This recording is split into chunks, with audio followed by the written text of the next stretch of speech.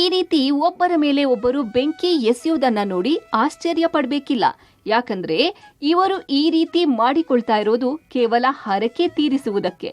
ದಕ್ಷಿಣ ಕನ್ನಡ ಜಿಲ್ಲೆಯ ಬಹುಪಾಲು ಜನರ ಆರಾಧ್ಯ ದೇವತೆಯಾದ ಕಟೀಲು ಶ್ರೀ ದುರ್ಗಾ ಪರಮೇಶ್ವರಿಗೆ ಹೇಳಿಕೊಂಡಿರುವ ಹರಕೆ ಇದು. ಪ್ರತಿ ವರ್ಷ ನಡೆಯುವ ಕಟೀಲು ಶ್ರೀ ದುರ್ಗೆಯ ಜಾತ್ರೆಯ ಕೊನೆಯ ದಿನ ದೇವಿಯ ಅವಭೃತ ಸ್ನಾನ ನಡೆಯುತ್ತೆ. ಬಳಿಕ ನಡೆಯುವ ಈ ಬೆಂಕಿಯ ಆಟ ದೇವರಿಗೆ ಬಲು ಇಷ್ಟ ಎಂಬುದು ಭಕ್ತರ ನಂಬಿಕೆ. ದುಷ್ಟ ಶಕ್ತಿಗಳನ್ನು ಸಂಹರಿಸಿದ ದೇವಿಯನ್ನು ಸಂತೃಪ್ತಿಪಡಿಸಲು ಈ ರೀತಿಯ ಆಟವನ್ನು ಹಿಂದಿನ ಕಾಲದಲ್ಲಿ ಆಡಿದ್ದರು ಎನ್ನುವ ಐತಿಹ್ಯ ಇದೆ. ಹೀಗಾಗಿ ಈಗಲೂ ಈ ಬೆಂಕಿಯ ಹೋರಾಟವನ್ನು ಸ್ಥಳೀಯರು ನಡೆಸಿಕೊಂಡು ಬರುತ್ತಿದ್ದಾರೆ.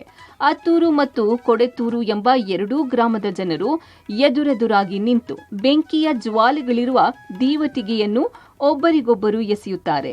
ಆದರೆ ಈವರೆಗಿನ ಇತಿಹಾಸದಲ್ಲಿ ಈ ಬೆಂಕಿಯ ಕೊಳ್ಳಿಯ ಹೋರಾಟದಲ್ಲಿ ಯಾರಿಗೂ ಗಾಯಗಳಾಗಿಲ್ಲ. ಕನಿಷ್ಠ ಉಟ್ಟ ಬಟ್ಟೆಗೂ ಬೆಂಕಿ ತಗುಲಿಲ್ಲ.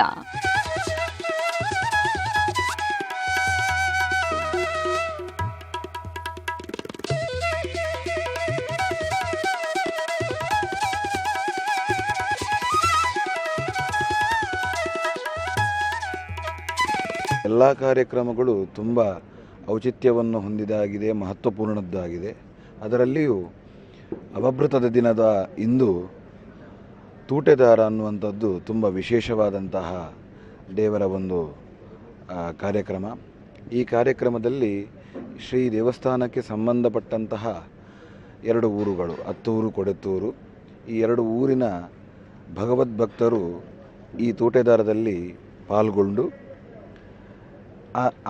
ಆ ತೂಟೆದಾರದಲ್ಲಿ ಆ ಅಗ್ನಿಯ ಅಂದರೆ ಆ ಬೆಂಕಿಯಲ್ಲಿ ಆಟವಾಡುವ ಮುಖೇನವಾಗಿ ಆ ದೇವರ ಒಂದು ಸೇವೆಯನ್ನು ಮಾಡ್ತಾರೆ. ಇಲ್ಲಿಯ ಜನರ ನಂಬಿಕೆ ಏನು ಅಂತ ಹೇಳಿದರೆ, ಆ ತೂಟೆದಾರದಲ್ಲಿ ನಾವು ಪಾಲ್ಗೊಂಡಾಗ ಈ ಅಗ್ನಿಯ ಗುಣ ಎಲ್ಲವನ್ನು ಹೊತ್ತಿಸುವಂತಹದ್ದು.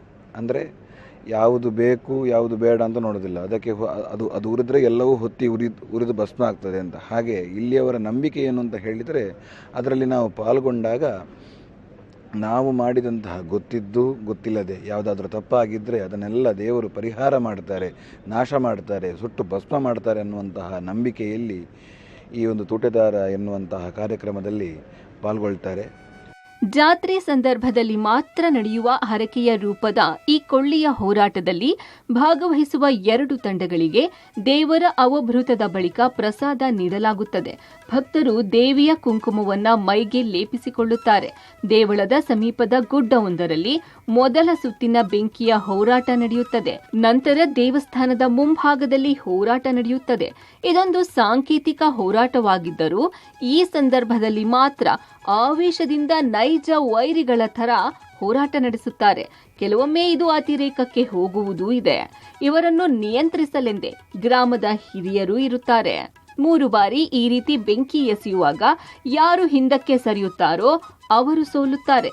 ಹಾಗಾಗಿ ಗೆಲ್ಲುವ ಛಲದಿಂದಲೇ ಹೋರಾಟ ನಡೆಸುತ್ತಾರೆ. ಕಟೀಲು ಶ್ರೀ ದುರ್ಗಾಪರಮೇಶ್ವರ ಅಮ್ಮನವರಿಗೆ ಬೆಂಕಿಯ ಆಟ ಎಂದರೆ ಅತಿ ಪ್ರಿಯವಾದಂತಹ ಆಟ ಅಂತೆ. ಅದಕ್ಕೋಸ್ಕರ ಹಿರಿಯರ ಕಾಲದಿಂದ ಕೂಡ ಈ ಕಟೀಲು ದೇವಸ್ಥಾನದಲ್ಲಿ ನಡೆಯುವಂಥ ಜಾತ್ರಾ ಮಹೋತ್ಸವದಲ್ಲಿ ಹತ್ತೂರು ಹಾಗೂ ಕೊಡೆತ್ತೂರು ಗ್ರಾಮಸ್ಥರ ನಡೆಯುವಂಥ ಈ ತೂಟೆದಾರ ಕ್ರೀಡೆ ಈ ಕ್ಷೇತ್ರದಲ್ಲಿ ನಡೀತಾ ಇದೆ. ಈ ತೂಟೆದಾರದಲ್ಲಿ ಪಾಲ್ಗೊಳ್ಳುವಂಥ ಭಕ್ತಾದಿಗಳು ಧ್ವಜಾರೋಹಣ ದಿವಸದಿಂದ ಈ ದಿವಸದವರೆಗೆ ವೃತಾಚರಣೆಯಲ್ಲಿದ್ದು ಮನೆತನಕ್ಕೆ ಸಂಬಂಧಪಟ್ಟಂಥವರು ತೂಟೆಯನ್ನು ಕಟ್ಟಿ ಅದರಲ್ಲಿ ಪಾಲ್ಗೊಳ್ಳುವಂಥದ್ದು ಇಲ್ಲಿಯ ವಿಶೇಷತೆ. ಈ ತೂಟೆದಾರದಲ್ಲಿ ಯಾವುದೇ ರೀತಿಯಾದಂಥ ಬೆಂಕಿಯಲ್ಲಿ ಆದಂಥ ಗಾಯಕ್ಕೆ ಯಾವುದೇ ರೀತಿಯಾದಂಥ ಔಷಧಿಯ ಅಗತ್ಯ ಇಲ್ಲ.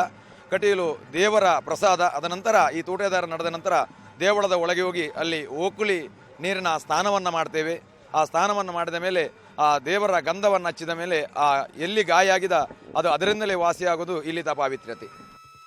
ಬೆಂಕಿಯನ್ನು ಎಸೆಯುವಾಗ ಇವರಲ್ಲಿರುವ ಕೋಪಾವೇಶ ಈ ಆಟ ಮುಗಿದ ಬಳಿಕ ಇರೋದಿಲ್ಲ. ಎಲ್ಲರೂ ಒಂದಾಗಿ ದೇವರ ದರ್ಶನ ಮಾಡಿ ಜೊತೆಯಾಗಿ ತಮ್ಮ ಗ್ರಾಮಗಳಿಗೆ ತೆರಳುತ್ತಾರೆ. ಈ ಬೆಂಕಿ ಎಸೆಯುವ ಸಂಪ್ರದಾಯ ಅನಾದಿ ಕಾಲದಿಂದಲೂ ನಡೆಯುತ್ತಾ ಬಂದಿದೆ. ಆದರೆ ಇದುವರೆಗೆ ಯಾರಿಗೂ ಏನೂ ಆಗದಿರುವುದಕ್ಕೆ ಇಲ್ಲಿನ ದೇವಿಯ ಮಹಿಮೆಯೇ ಕಾರಣ ಎಂಬುದು ಎಲ್ಲರ ನಂಬಿಕೆ. ಈ ಆಟದಲ್ಲಿ ಭಾಗವಹಿಸಲೆಂದೇ ದೂರದ ಊರಿನಲ್ಲಿರುವ ಗ್ರಾಮದ ಜನರು ಬಂದು ಸೇರುವುದು ಇಲ್ಲಿನ ಇನ್ನೊಂದು ವಿಶೇಷ. ಈ ತೂಟೆದಾರವನ್ನು ನೋಡಲು ಸಾವಿರಾರು ಸಂಖ್ಯೆಯಲ್ಲಿ ಜನ ಸೇರುತ್ತಾರೆ. ಒಟ್ಟಿನಲ್ಲಿ ದೇವಿಯ ಈ ವಿಭಿನ್ನ ಆಚರಣೆ ಮಾತ್ರ ಇಂದಿಗೂ ಭಕ್ತಿ ಭಾವದಿಂದ ನಡೆಯುತ್ತದೆ. Sukhpal Polali, public TV, Mangaluru.